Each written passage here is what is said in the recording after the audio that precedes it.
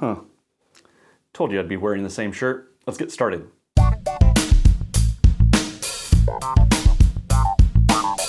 Uncle Drew is a 2018 sports film starring Kyrie Irving and Chris Webber.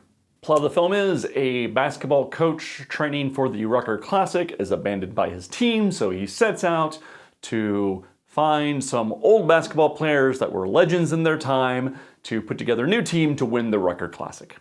The star of which team is supposedly the best player at the Rucker of all time. His name is Uncle Drew. He's played by Kyrie Irving.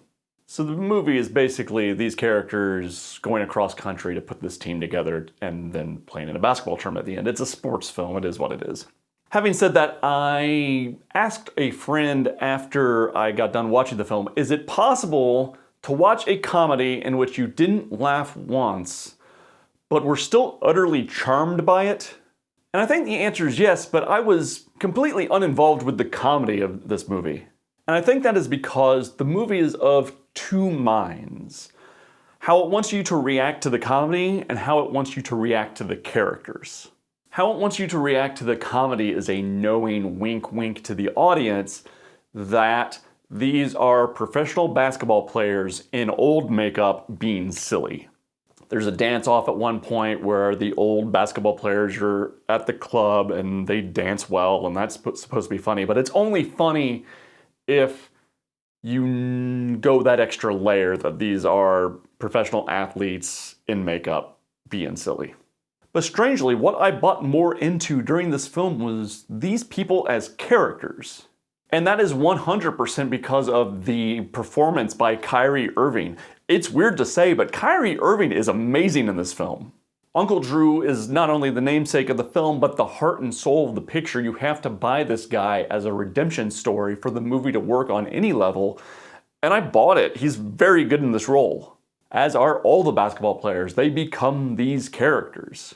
And it's because how convinced I was that they were these people that the comedy didn't work, because I didn't see Kyrie Irving. I saw Uncle Drew. But yeah, I'm of a split mind of this film. I liked it, although I acknowledge that it didn't completely work for me. I don't know.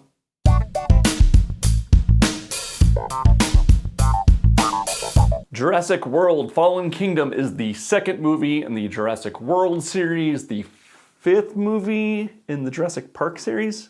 As the movie picks up, we learn that the dinosaurs are in trouble at the abandoned Jurassic World theme park because the volcano that it's built around is going to explode and kill all the animals. So Bryce Dallas Howard's character goes and recruits Chris Pratt again to go back to the island to collect the dinosaurs to get them to safety. And this movie works its best when it is on the island. It's always enjoyable to go back to a Jurassic Park theme park and play in the sandbox.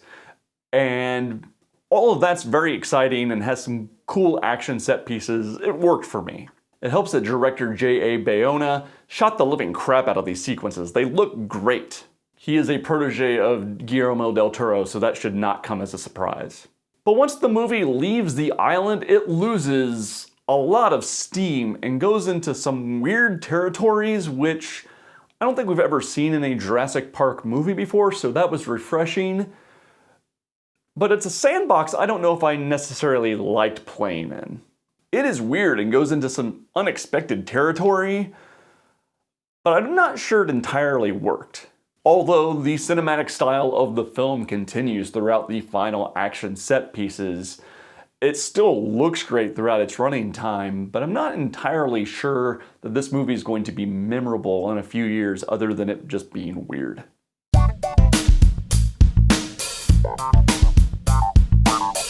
Ocean's 8 is a shameless money grab. Can I say that? I think I just said it. The movie stars Sandra Bullock as Danny Ocean's sister, who gets out of jail in the first act of the movie and decides to plan a heist because this is an Ocean's movie. The heist involves a set of jewels going to the Met Gala, and they steal the jewels. This movie didn't work at all for me for a couple of different reasons. First off, there's no friendship among the characters, and that develops in the first Ocean's 11 movie as them testing out their heists on a small scale to kind of figure out what they need to do once they actually do the heist. That's where you get the development between these characters. Of course, Ocean's 8 has a training montage, but the full picture is never given to you. Now, they don't do that in Ocean's 11 either, but you're given enough of the pieces that you can tell when things go wrong. You're not given those pieces in Ocean's 8, so it becomes a very passive viewing experience. You're just watching a heist happen. You don't know if it's going well or going poorly. It's just happening. And I think the other big problem with this film is that there are many other avenues for them to get these jewels to themselves without doing what they did. The heist is overly complicated. In Ocean's 11, they had to break into a vault inside of a casino. They can't do it anywhere else. Everything's in the vault.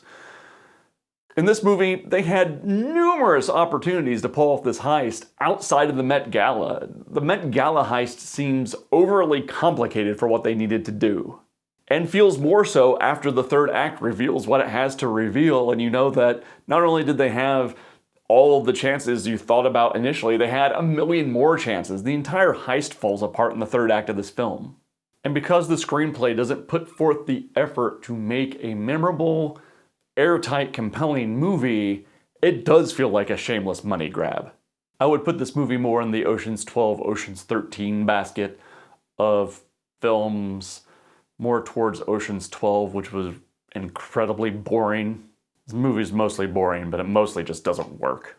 And that is it for this episode. Have you seen any of these movies? I will see you in comments, and I will see you on the next episode where I will still be wearing the same shirt. Thanks for watching.